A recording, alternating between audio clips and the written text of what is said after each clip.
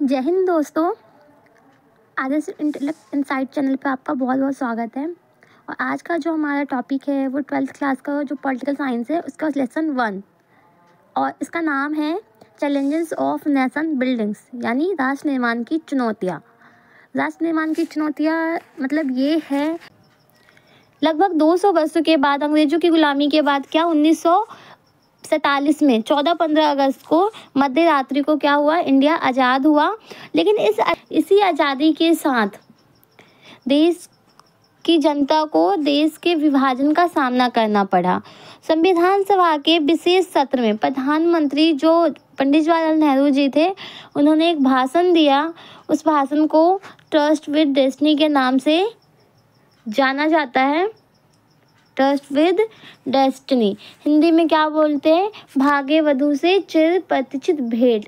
तो ये 14-15 अगस्त की मध्य रात्रि को ये भाषण दिया गया था पंडित जवाहरलाल नेहरू के द्वारा। और ये जो भाषण था उन्होंने संविधान सभा के विशेष सत्र को संबोधित करते समय दिया था। आज़ादी के बाद भारत को कई सारी चुनौतियों का भी सामना करना पड़ा, लेकिन सबसे ज़्यादा जो थे, दो बातों पे सबकी सहमति थी कि आज़ादी के बाद देश का शासन लोकतांत्रिक पद्धति से चलाया जाएगा और सरकार समाज के सभी वर्गों के लिए कार्य करेगी। बात करें विभाजन की, तो जो मुस्लिम लीग के नेता थे मोहम्मद अली जिन्ना, उन्होंने द्विराष्ट्र सिद्धांत का प्रतिपादन किया। उन्होंने बोला कि मुसलमानों के लिए अलग राष्ट्र निर्माण होना चाहिए और हिंदुओं के लिए अलग होना चाहिए। इसके परिणाम स्वरूप क्या हुआ, उन्होंने भारत और पाकिस्तान का विभाजन करवाया। हाँ, इसमें काफ़ी ज़्यादा प्रॉब्लम आई थी, ठीक है। जो मुस्लिम लीग थे वो द्विराष्ट्र सिद्धांत को उन्होंने क्या कहा कि उन्होंने अपने इसको एक तरीके से बेस बना लिया और बोला कि भारत किसी एक कौम का नहीं अपितु हिंदू और मुसलमान नाम के दो कौमों का देश है। और इसी कारण मुस्लिम लीग ने मुसलमानों के लिए एक अलग देश यानी पाकिस्तान की मांग की। भारत का जो विभाजन का आधार था वो धार्मिक बहुसंख्या को बनाया गया, जिसके कारण कई सारी समस्या उत्पन्न हुई। जैसे अगर हम बात करें क्या क्या समस्या उत्पन्न हुई, तो मुस्लिम बहुल प्रत्येक इलाका पाकिस्तान में जाने को राजी नहीं था। ऐसा बहुत सारा इलाका था जो पाकिस्तान में नहीं मिलना चाहता था। जैसे पश्चिमोत्तर सीमा प्रांत के नेता खान अब्दुल गफ्फार खान की अगर हम बात करें तो वो इस चीज़ के बिल्कुल ही विरोध में थे। वो नहीं चाहते थे कि भारत का विभाजन हो। अब्दुल गफ्फार खान को सीमांत गांधी के नाम से भी जाना जाता है। किस नाम से? सीमांत गांधी के नाम से अब्दुल गफ्फार जी को। तो ये जो थे ये विभाजन के खिलाफ थे, ये नहीं मानते थे, ये चाहते थे कि ये इंडिया ही रहे, प्रॉपर सारा एक ही देश बन के रहे। और भारत का जो अगर हम बात करें, विभाजन केवल धर्म के आधार पर ही नहीं हुआ, बल्कि इसमें क्या हुआ कि दोनों ओर से अल्पसंख्यक भी थे। बहुत ज़्यादा आश्चर्य थे कि हमारा क्या होगा, हम किधर को रहेंगे। आज हम इंडिया में हैं, क्या कल हम पाकिस्तान के सदस्य रहेंगे। मतलब इस तरीके से सब लोग क्या थे, असमंजस्य में थे। और ऐसे ही इन्हीं प्रांतों का भी बहुत सारा मतलब जो धर्म है उसके आधार पर बांट दिया। बहुत सारे मुसलमान जाना नहीं चाहते थे पाकिस्तान, बहुत सारे हिंदू थे जो वहाँ पे रहते थे। भाई जिनका घर है, जिनका पूरा मतलब फैमिली वहीं है, तो वो क्यों आएंगे अपना सब कुछ छोड़ छाड़ के। तो वो यहाँ नहीं आना चाहते थे, इंडिया में नहीं आना चाहते थे। तो ऐसे बहुत सारे प्रॉब्लम हुए आने जाने में। आपने जब इंडिया का विभाजन हुआ था तो बहुत ज़्यादा लोग भी मारे गए थे, सब इधर उधर हो रहे थे, काफ़ी ज़्यादा नुकसान हुआ था विभाजन के टाइम पे।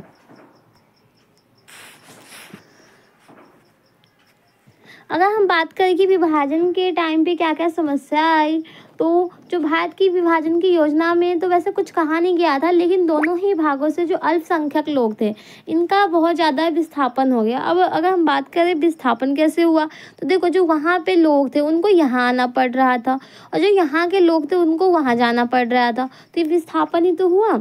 और इससे क्या हुआ, विस्थापन जो विभाजन हुआ था, विभाजन से पहले ही दोनों देशों के बंटने वाले जो इलाका थे जैसे कि हिंदू मुस्लिम, ये काफ़ी ज़्यादा यहाँ पे दंगे होने लग गए थे। जो पश्चिम पंजाब थे, पंजाब में रहने वाले जो अल्पसंख्यक मुस्लिम लोग थे, वो अपना घर बार ज़मीन जायदाद सब छोड़कर अपनी जान बचाकर पूर्वी पंजाब या भारत आने लग गए थे। और इसी प्रकार क्या हुआ, मुसलमानों का पाकिस्तान भी जाना पड़ रहा था। तो दोनों ही कंडीशन में यहाँ पे काफ़ी ज़्यादा नुकसान हो रहे थे। जो लोग वहाँ से यहाँ आ रहे थे तो उनको अपना सारा चीज़ छोड़ना पड़ रहा था, और जो यहाँ से वहाँ जा रहे थे उनको भी अपना छोड़ना पड़ रहा था। सन 1947 में विभाजन एकदम से हुआ, अचानक से हुआ, जिससे क्या हुआ, बहुत ही ज़्यादा ये त्रासदीपूर्ण था। और इसने धर्म के नाम पर समुदाय बांटे, औरतों को अगवा कर लिया, उनको मारा गया, शरणार्थियों को शिविर में रहना पड़ रहा था, क्योंकि वो अपना घर तो सब छोड़ छाड़ के आ रहे हैं ना। बंटवारा हो रहा था उस टाइम पे, काफ़ी ज़्यादा संपदाओं का भी नुकसान हुआ, हर चीज़ का बंटवारा हुआ, यहाँ तक कि भूमि से लेके जो वित्तीय संपदा थी उसका भी बंटवारा हुआ। और हिंदू मुस्लिम में क्या हुआ, प्रतिस्पर्धा शुरू होने लग गए। जो ब्रिटिश इंडिया में दो हिस्सों में था, जो ब्रिटिश इंडिया दो हिस्सों में था, एक हिस्से में ब्रिटिश प्रभुत्व वाले अपने भारतीय प्रांत थे, तो दूसरे में देसी रजवाड़े थे।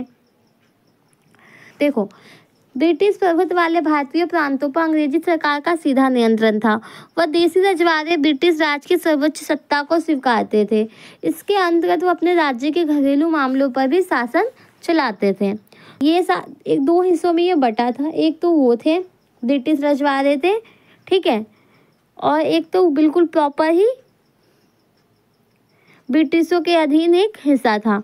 तो इन पे तो वो काम कर रहे थे ब्रिटिश। तो जो देश आज़ाद हुआ तो जो देसी रजवाड़े थे इनको अपने इंडिया में विलय करने में भी काफ़ी ज़्यादा दिक्कतों का सामना करना पड़ा, क्योंकि जो राजा थे वो जल्दी मिला नहीं रहे थे इंडिया में, क्योंकि उन्हें प्रॉपर एक राइट दिया गया था, वो अपना अधिकार दिया गया था, वो इंडिया के साथ वो शेयर नहीं करना चाहते थे तो इंडिया के अंदर ही, लेकिन फिर भी वो पावरफुल बनना चाहते थे। तो ये था इसके अंदर, काफ़ी ज़्यादा प्रॉब्लम आई थी जो देसी रजवाड़े थे उनको भारत में विलय करवाने में।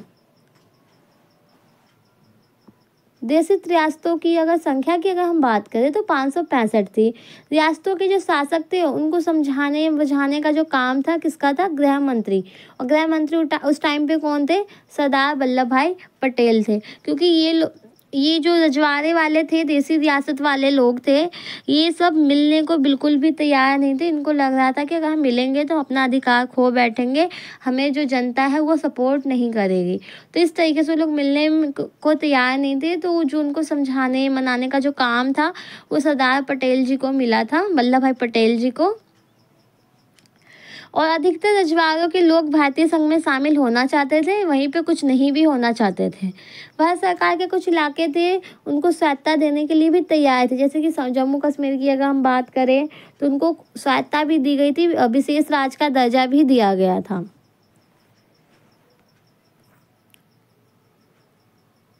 देखो, ये इसलिए भी बुलाना चाहते थे क्योंकि इंडिया पूरा, इंडिया में अलग अलग स्टेट होंगे, सब अपना राज्य अलग चलाएंगे, तो फिर ये एक तो होगा ही नहीं ना।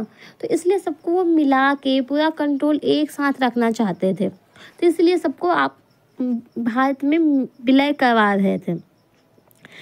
सरदार वल्लभ भाई पटेल ने रजवाड़ों को भारतीय संघ में मिलाने के लिए बहुत से महत्वपूर्ण भूमिका निभाई। जूनागढ़, हैदराबाद, कश्मीर व मणिपुर, इन रियासतों को विलय बाकियों की तुलना में थोड़ी सी कठिन साबित हुआ। देखो, हुआ ये कि बाकी जो थे रजवाड़े तो वो तो ईजिली मिल गए थे, लेकिन जो जूनागढ़ है, हैदराबाद है, कश्मीर है, मणिपुर है, इन सबको मिलाने में काफ़ी ज़्यादा प्रॉब्लम आई थी। मतलब जल्दी ये लोग नहीं मिला पा रहे थे, क्योंकि उनको ना कोई अपना मतलब राज चलाना ही था। इनकी स्टोरी ऐसे मैं आपको बताती हूँ। तो देखो, हैदराबाद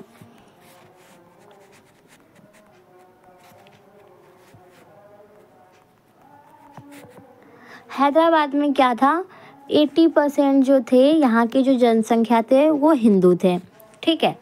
और यहाँ के जो शासक थे उसे क्या कहा जाता था, निजाम कहा जाता था, उसे निजाम कहा जाता था।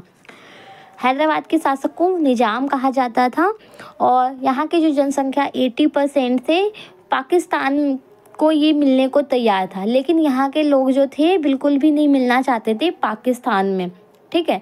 यहाँ के जो निजाम थे वो कहाँ मिलना चाहते थे, पाकिस्तान में, और जो वहाँ के लोग थे वो नहीं मिलना चाहते थे। तो इन्होंने यहाँ के जो सेना थे उसको बोला जाता था रजाकार। यहाँ के सेना को क्या बोला जाता था, रजाकार।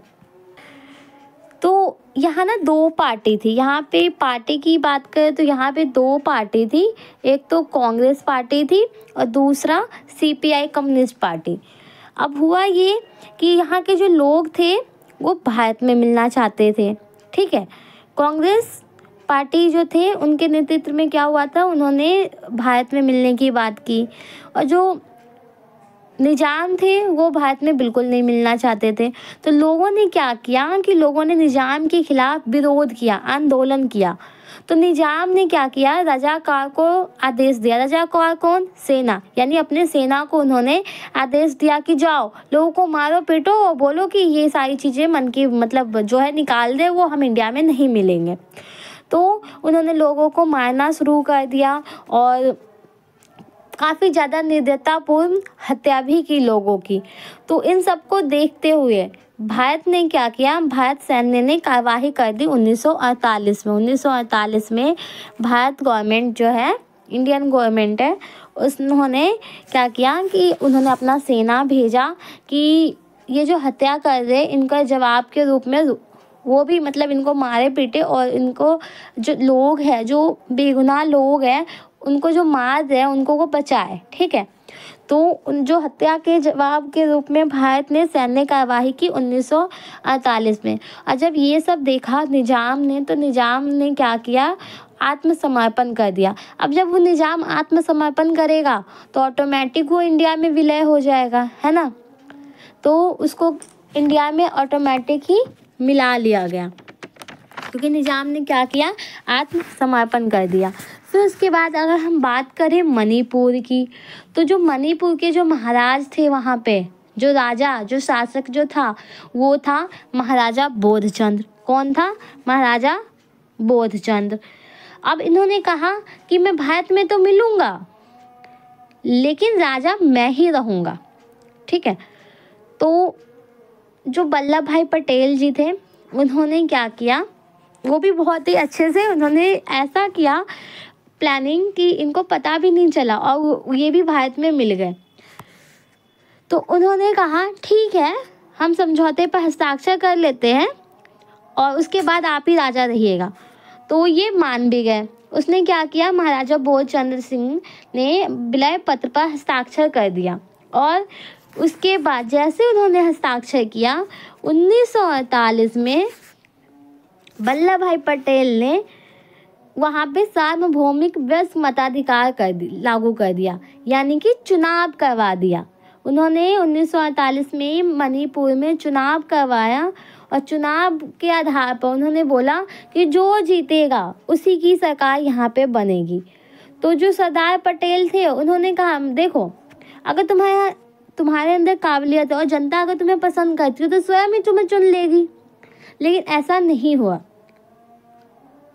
और इस तरीके से जो महाराज बोधचंद्र थे वो हट गए, क्योंकि वो हार गए, जनता ने उन्हें पसंद ही नहीं किया।